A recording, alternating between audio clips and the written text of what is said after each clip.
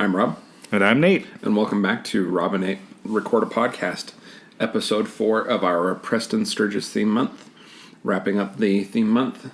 And this week we watched the 1942 The Palm Beach Story. Starring Claudia Colbert, Gordon McRae, or Joel McRae, Mary Astor, Rudy Valley, Sigurino, Robert Warwick, and a host of others, many of them familiar character actors in the veritable stage company that Preston Sturges developed during his Paramount years. It's interesting that his familiar crew, at least throughout our theme month, is only present in a small portion of this one. Yeah. There's that scene where they're at the airport and Claudia Colbert goes in with the Yale and Quail and Ale Club. Yeah. And you just see so many recognizable faces, both in the staff of the train and the members of the club coming in the same sequence. It's like they just bring everybody in for a day or two and film these scenes and get them in. And, of course, William Demarest is among them. He's in all 4 films that we watched this month. I guess let's start with some initial impressions, and then in keeping with tradition, we'll have you summarize the plot. I think I'm going to start with the plot summary first. Oh, okay. Claudia Colbert is Jerry Jeffers, and Joel McRae is Tom Jeffers. They're a couple who are, for lack of better terms, down on their luck and scraping by. And Jerry is at home one day when the superintendent for the apartment building that they're in shows a couple their apartment because they're behind on the rent. And the gentleman of the older couple comes in and is walking around the place, and they have an interaction, and he pays all of their past due debt and offers her a bunch of money to go get a dress and other things. It's quite the character. And she uses this to make up her mind that it's time to end the marriage because it's just been unsuccessful and too hard of a run, and she's going to go find someone who has money so she can enjoy what's left of her youth while she's got it. And that she's leaving Tom. They go out to dinner. Tom seduces her when they get back. They spend the night together, and she's trying to pin the note on him, although I don't know why she doesn't just leave it next to the bed or something, and wakes him up. And there's a little chase scene as she's trying to get away, and he gets the police to hold her. And they both end up police to get him, yeah. But that's when they get to the train station, as you previously mentioned, and Jerry kind of doesn't really trick, but kind of tricks. She plays up a hard luck thing with this Yale and Quail Club. Yale and Quail Club, and they buy her a ticket and are going to take her on as their mascot, is what they say. But then there's this whole mess on the train, just kind of a weird train scene, and a couple of the members of the club are in the dining car and get the servant to throw up crackers as target practice and start shooting up the train.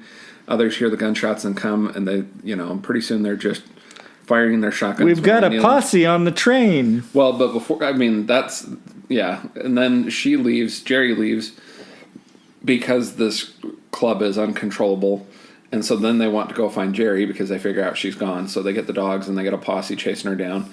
The conductor finally gets them all back on their own car and just puts them out on a sidedge and just leaves the car, including an awkward scene with the staff member on the train who's now chasing down the rest of the train to get back on and leave that car. But she is stuck in a upper berth above a gentleman whose face she stepped on multiple times, and that turns out to be Rudy Valley playing J.D. Hackensacker III, who turns out to be extremely wealthy. He's a Rockefeller type. Yeah, and he offers to buy her some clothes so that she can continue on her journey, and then proceeds to buy her pretty much an entire department store and starts to build designs on Jerry. And they take his yacht from Jacksonville down to Palm Beach. And when they get there, Tom Jeffers is waiting for them. And so is the Princess Centimiglia, played by Mary Astor, who is J.D. Hackensacker III's sister. And Jerry introduces Tom as her brother, Captain, what was it? Captain McGrew or McGrew? Yeah, McGrew. Yeah. McGrew. Something like that. Yeah. McGrew. So she introduces him as her brother, and the princess gets designs on him while she goes about her plans to lead JD's Hackensacker the third into having designs on her. She's going to get married. She's going to get her husband's airport built and get him on his way so she doesn't feel so guilty. And of course, Jerry and Tom fall back in love, and they decide they're going to leave and go back home together. And then the final twist of the film, as they're leaving, they tell J.D. Hackensacker asks if she has a sister, and she says, "Well, yeah, I'm a twin, and that's how we met. We're both twins." And so they get their twins to come down and marry the princess and J.D. and while they get back together, and it's an interesting ending. It is one of the great joke twists in film. And it feeds into the beginning. And this is one of the reasons why I really love this movie, is they've got that really kinetic opening sequence at the beginning. And we talked about earlier how in Sullivan's Travels, that movie starts with the ending of another movie, as does this.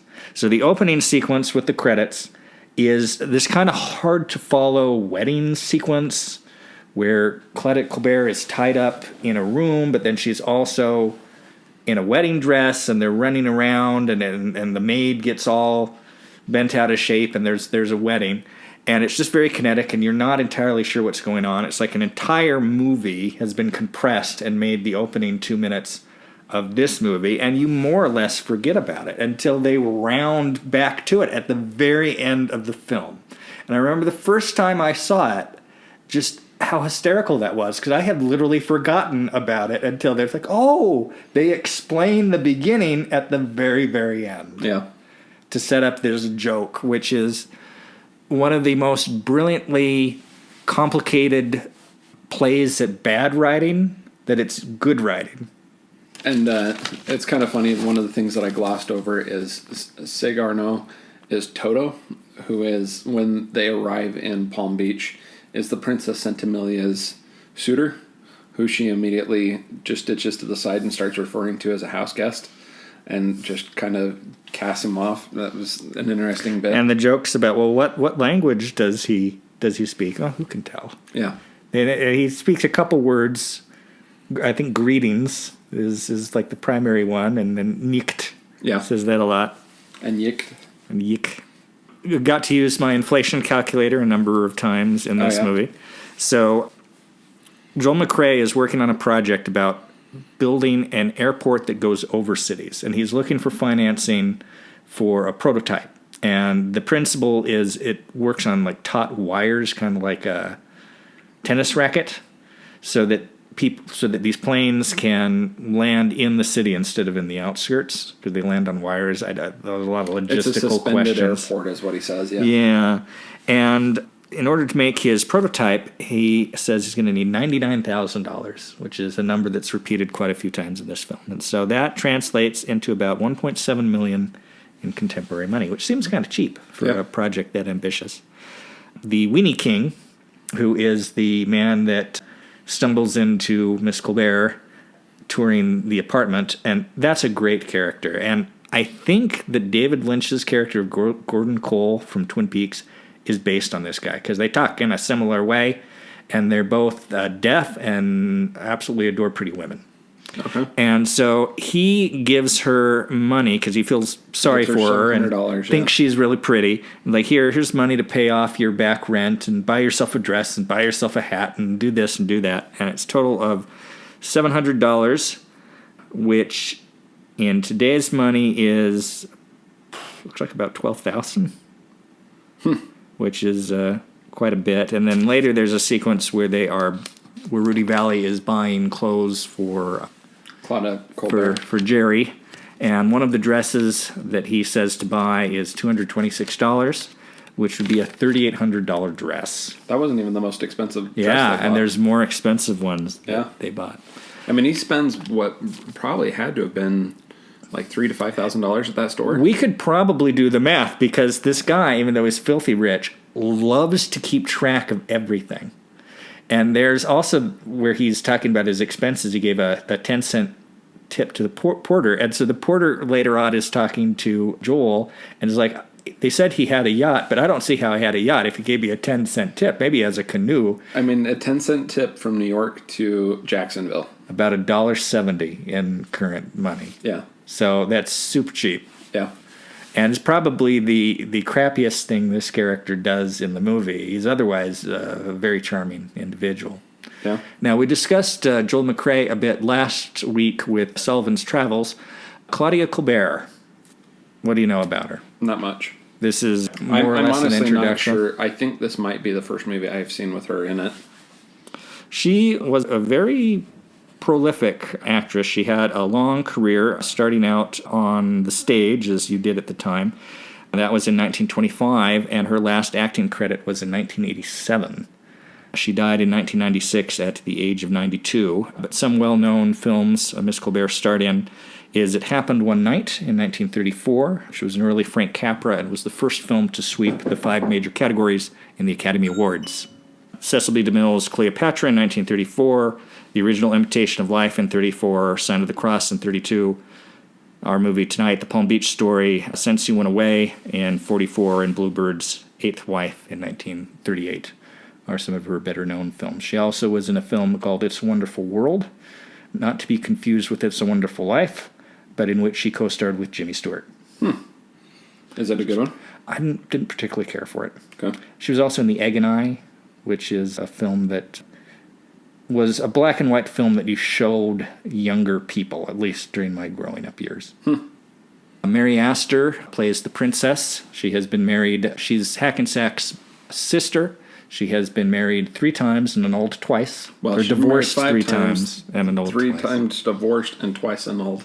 Yeah. She's played by Mary Astor, who had a similarly long career. There's a wonderful quote that she gave in her autobiography. She said, "There are 5 stages in an actor's life. There is, who is Mary Astor? Get me Mary Astor. Get me a Mary Astor type. Get me a young Mary Astor. And who is Mary Astor?" I've seen her previously, at least in The Maltese Falcon. Yeah. But that's been a long, long time ago. So. She's also Mary Ann Angel Young in Brigham Young Frontiersman. Oh, yeah? Came out a year or 2 before this. And then the final actor, not counting all of the character actors that have shown up before, that's worth talking about, is Rudy Valley. You may have heard the name. Do you know anything about Rudy Valley? Not much, no. So Rudy Valley was a sometimes actor, but he was best known as a radio crooner in the 30s and going into the 40s. He would show up again in another Preston Sturges film, Unfaithfully Yours, in 48, which is considered Sturges' last great film. There's a funny story about Rudy Valley in the 1960s, was co-starring in a movie with Elvis Presley. Of course, Elvis is a huge star at the time, and they're doing an outdoor shoot on a beach. And so they have to close up the beach, and they have to have hired security, and they have to have fences or blockades to keep the crowds out. And 2 people managed to get past security to go in. They were not Elvis fans. They were middle-aged Rudy Valley fans. Really? And apparently Elvis thought this was hilarious. You got to keep your fans under control, Rudy. They're crazy. They're crazy. Okay. But he's a very interesting type. He the awkwardness that he plays, the formality that he plays. Well, I just glanced briefly at his credits. I think most of his credits are for soundtrack type stuff, and again, that's probably for the radio stuff. And most recently, he gets credits for the 2020 Perry Mason on HBO, which was pretty good and worth watching. They must have been playing it in the background.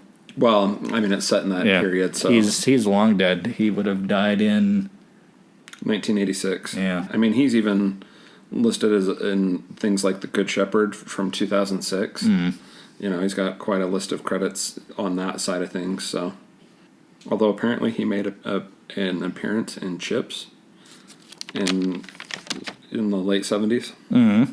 So, Petticoat Junction, the Lucy and Desi Comedy Hour. He seems like he did a lot of comedy stuff. So. Unfaithfully Yours, My Dear Secretary.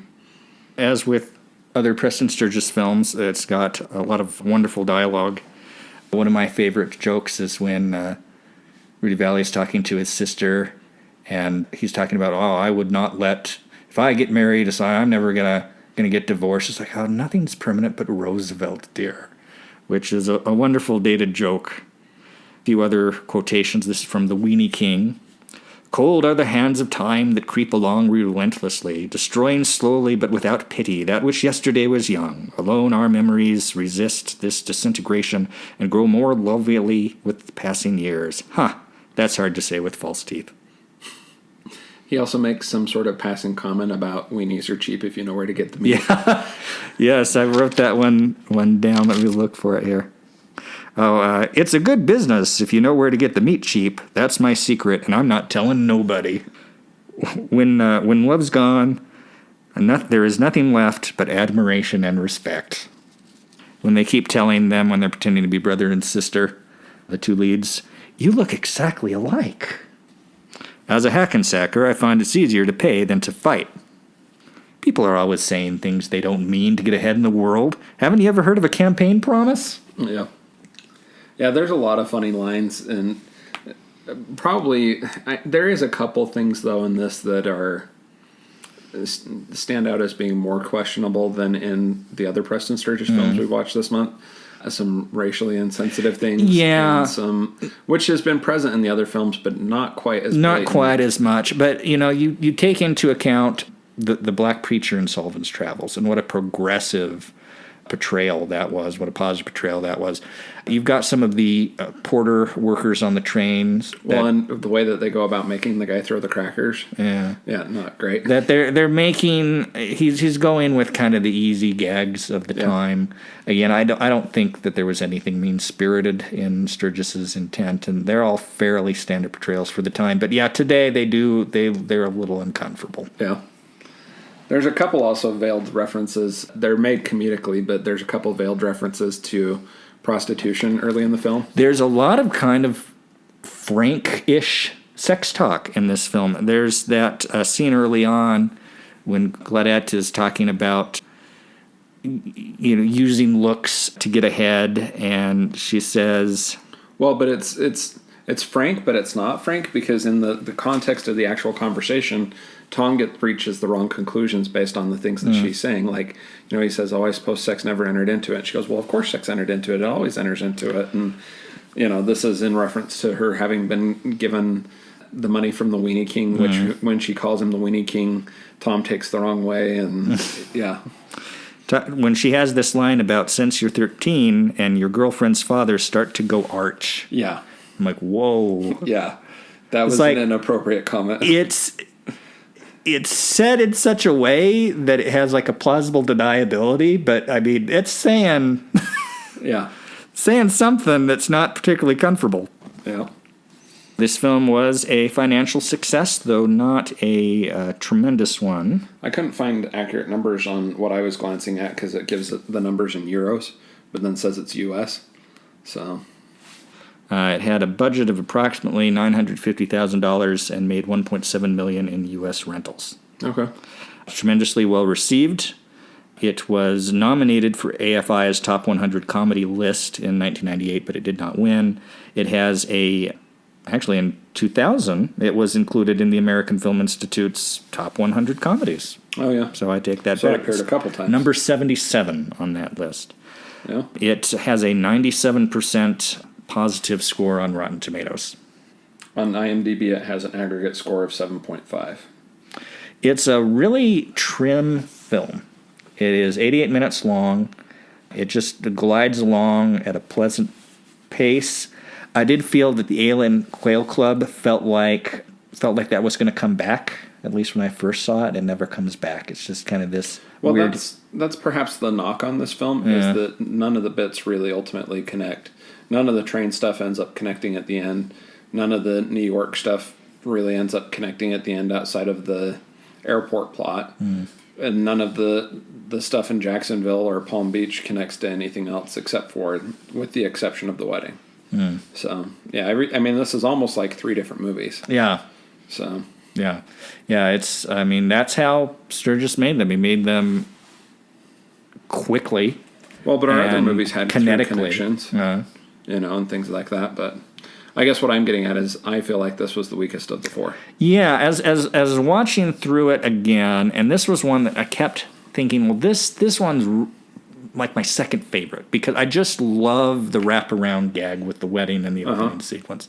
But watching them again, I would agree with you. This is not my favorite or my second favorite. But do we want to talk about our ratings for this film first? Well, do we want to do trivia first, or do we want to do ratings first? So let's throw in some trivia before we get into ratings. In the long dolly shot of Joel McCrea and Mary Astor strolling on the pier from Rudy Valley's yacht, Preston Sturges makes a rare Alfred Hitchcock-style appearance as the chubby, mustachioed leader of the crew toting Claudia Colbert's luggage. Oh, okay. The original title of this film was Is Marriage Necessary? But this was deemed to contravene the production code. Yeah. Preston Sturges apparently came up with the character of J.D. Hackensacker III by accident. He wanted to see My Life with Caroline, but arrived at the theater an hour early. With nothing better to do, he caught the tail end of the second feature, the low-budget musical Time Out for Rhythm. Radio crooner Rudy Valley was the male lead, and though he was primarily straight man for all the film's jokes, every time he opened his mouth, the audience roared. Sturges immediately created the role with Valley in mind. Studio management fought casting the radio star, since his early pictures had been flops, but Sturges persisted. Even with the failed films in the past, Valley still commanded a high fee because of his success in radio. Joel McCrea's second picture for Preston Sturges, we've seen both of them this month. Oh, apparently, I thought you said this was a 42 film. Released in 42, but it probably filmed in 41. Okay. Well, it's saying Sullivan's Travels was not released until after this one. No, it doesn't make sense. Yeah. There's an in-joke in the movie. The character John D. Hackensacker performs the song Good Night, Sweetheart, associated with the 1930s with Rudy Valley, who plays the part of singing the song. So, it also, the name Hackensacker goes into this kind of naming rhythm, because we had Cockenlocker in The Miracle of Morgan's Creek. Similar sounding eccentric names. Yeah. Hackensacker's yacht is the Earl King, or the ERL King. This is a play on words, and most people read it as the Earl King, and think it only refers to the German Earl König, which is the German word for king.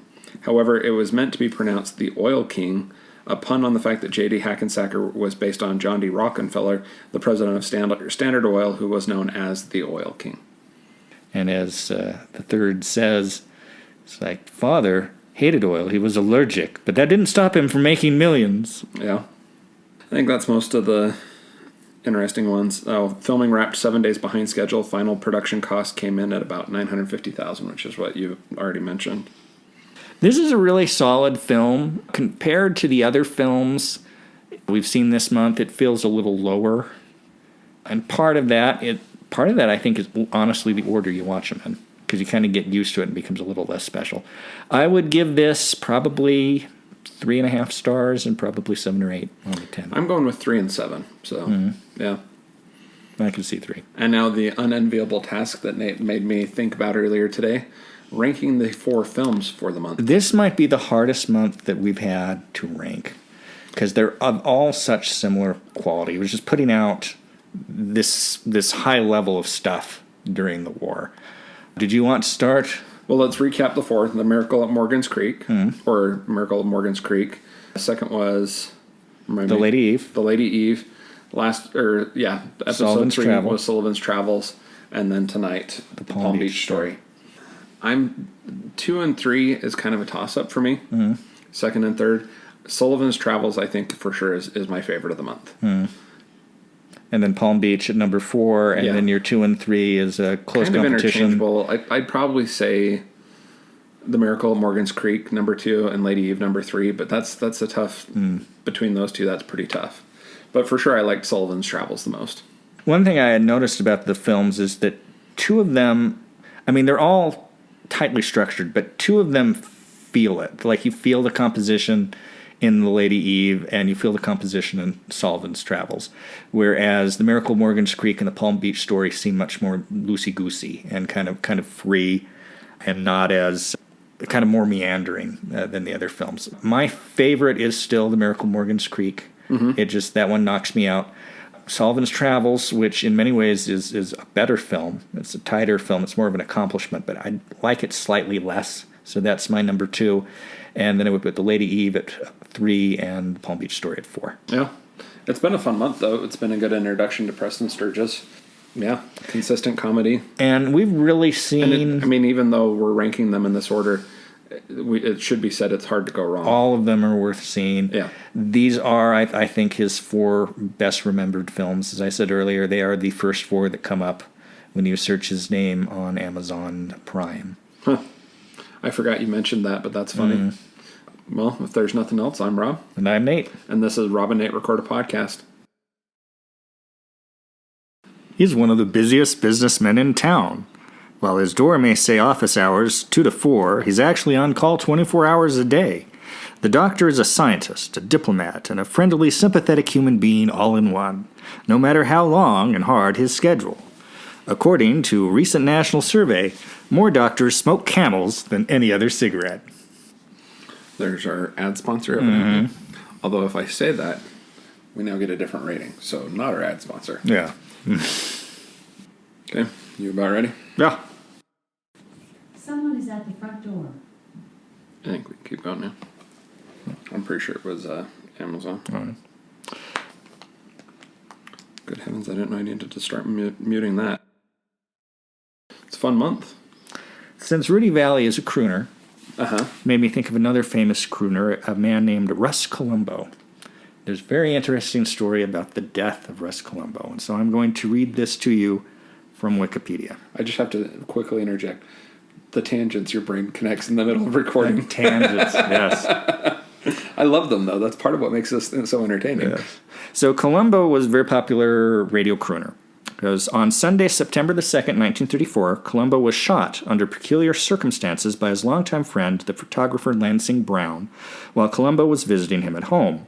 Brown had a collection of firearms, and the 2 men were examining various pieces. Quoting Brown's description of the accident, "I was absent-mindedly fooling around with one of the guns. It was of a dueling design and works with a cap and a trigger. I was pulling back the trigger and clicking it time after time. I had a match in my hand, and when I clicked, apparently the match caught in between the hammer and the firing pin. There was an explosion. Russ slid to the side of his chair. The ball ricocheted off a nearby table and hit Colombo above the left eye. Surgeons at Good Samaritan Hospital made an unsuccessful attempt to remove the ball from Colombo's brain. He died less than 6 hours after the shooting."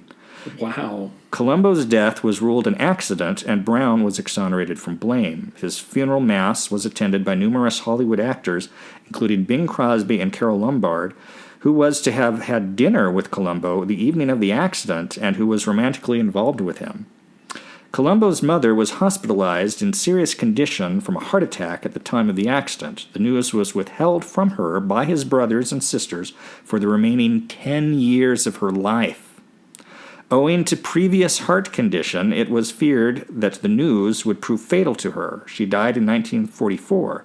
They used all manner of subterfuge to give the impression that Colombo was still alive, including faked letters from him and records used to simulate his radio program. Wow. I feel like that could be a movie. Talk about a long con. Yeah, 10 years. Where's Russ? Russ is on tour, Mom. But he's doing the radio show from Philadelphia. Let's tune in tonight. I'll use my radio. No, we'll use this radio over here, Mom. It's a similar plot to a movie called Goodbye Lenin, which is a German film about a woman, a very committed communist, is in ill health right around the time the Iron Curtain falls and the Berlin Wall comes down. And so her family have to create the impression that this has not happened. And then all the people that are moving into the neighborhood after the wall comes down, they're like, these are West German refugees. It's so horrible there. And they go to these crazy elaborate things, like they have to get the labels for the old kind of communist stuff and put it over the new tins of food. Oh, man, the food's improved. It's a great film. Yeah, interesting story to come out of watching this movie. Mm-hmm. Yeah. This was a good month, though. Thanks for the introduction to Preston Sturges. So, what other Preston Sturges titles would you recommend to someone? The Sin of Harold Diddleback is an interesting film. It's one of the later ones he did. It's got Harold Lloyd, who was a silent film comedian, and it was like going back and doing something I hadn't done in a long time. And it is an unofficial sequel to his movie from the 20s called The Freshman. They actually use scenes from The Freshman at the beginning about how this guy becomes a football star, and then 20 years on, he's down on his luck and he's got some things to do. A lot of people like Unfaithfully Yours, which I don't like as much as its reputation.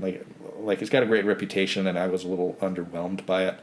Christmas in July was a little underwhelmed by. Another one he did with Eddie Bracken is Hail the Conquering Hero, where he is mistaken for a war hero. So that pretty much writes itself. Yeah. You can imagine what that movie is by the description. Yeah. Fun. Well, I may have to check out some more of his in the future, but yeah, we'll check that out.